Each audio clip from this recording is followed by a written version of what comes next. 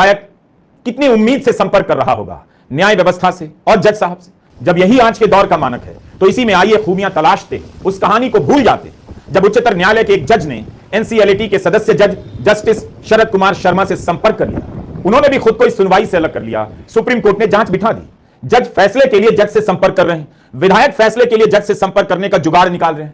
न्याय व्यवस्था अपना रूप संवार रही है और हम है कि उमर खालिद की जमानत न मिलने की कहानी सुना रहे हैं। एक जज की और कथा सुनाने का जी चाहता है। दिल्ली हाईकोर्ट ने एक जिला जज को सस्पेंड किया है। एक महिला वकील ने दिल्ली के एक वकील पर रेप के आरोप लगाए। उसके बाद जिला जज संजीव कुमार सिंह के साथ एक और जज अनिल कुमार ने कथित तौर पर महिला वकील के सामने आरोपी वकील की पैरवी की। कहा, आप अपना केस वापस लीजिए। महिला वकील ने दिल्ली हाईकोर्ट के चीफ जस्टिस देवेंद्र कुमार उपाध्याय और रजिस्ट्रार जनरल को अपनी शिकायत सौंप दी। हिंदुस्तान टाइम्स की रिपोर्ट है। जज संजीव कुमार सिंह ने कहा, अगर आप अभी समझौता कर लेती हैं, बलात्कार के आरोप वापस ले लेती हैं, तो 30 लाख तक रकम मिल सकती है। आरोपी वकील ने पैसे दिए।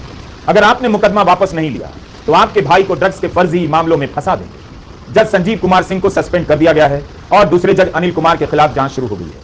मध्य प्रदेश के शहडोल जिले में अदिति कुमार शर्मा सिविल जज के पद पर तैनात थी। उनके इस्तीफे की भी खबर छपी कि जिस सहयोगी जज पर वर्षों प्रताड़ित करने का आरोप लगाया, उसे हाईकोर्ट में प्रमोशन दे दिया गया। अदिति शर्मा ने इसके विरोध में भारत की राष्ट्रपति को पत्र लिखा, मध्य प्रदेश के हाईकोर्ट के चीफ जस्टिस रजिस्ट्रार जनरल को पत्र लिखा, सुप्रीम कोर्ट और कोलेजियम को भी। जब कोई कार्रवाई नहीं हुई, सुनवाई नहीं हुई, अदिति शर्मा ने इस्तीफा दे दिया। एक महिला जज ने कितनी मुश्किल से यह पद हासिल किया होगा। जज की कुर्सी न्याय न मिलने पर छोड़ दी। अदिति कुमार शर्मा ने लिखा है कि मुझे वर्षों से अनवरत प्रताड़ित किया गया, मेरे शरीर का, मेरे मन का, मेरी गरिमा का, मेरी आवाज का, मेरे वजूद का, एक महिला जज के वजूद का, जिसने अपने सीनियर जज के खिलाफ बोलने की हिम्मत दिखाई। दरअसल लोग जाम में फंसे रहते हैं, इसलिए इस खबर की चर्चा ज्यादा नहीं हुई और जाम से भी लोगों को मुक्ति नहीं मिली। सुप्रीम कोर्ट में भी उमर खालिद की जमानत का मामला कई बार आया, कई कारणों से सुनवाई नहीं हुई। जेल जिंदा लोगों का कब्रिस्तान है। उमर ने अपने दोस्तों से कहा, दोस्तोयेव्स्की का एक उपन्यास है the house of the dead, इसी की एक लाइन उमर ने अपने पत्र में जोड़ दी। हम जिंदा हैं पर हम जी नहीं रहे हैं, हम मर चुके हैं लेकिन हम अपनी कब्रों में नहीं। दोस्तोयेव्स्की ने यह किताब उस दौरान लिखी जब वे 19वीं सदी के रूस में जार के आदेश के तहत जेल की सजा काट रहे थे। उमर खालिद लिखते हैं कि किताब पढ़ते हुए मुझे यह ख्याल आया, इतने सालों में कुछ नहीं बदला है। 150 साल पहले दोस्तोयेव्स्की के साथ जो हुआ वही मेरे आसपास तिहाड़ में हो रहा है।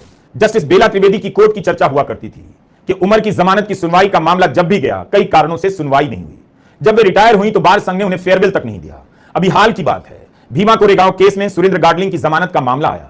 वे करीब 7 वर्षों से जेल में हैं। 13 बार यह मामला जस्टिस एमएम सुंदरेश की बेंच के सामने आया लेकिन सुनवाई नहीं हुई। बाद में जस्टिस एमएम सुंदरेश ने उस केस की सुनवाई से खुद को अलग कर लिया।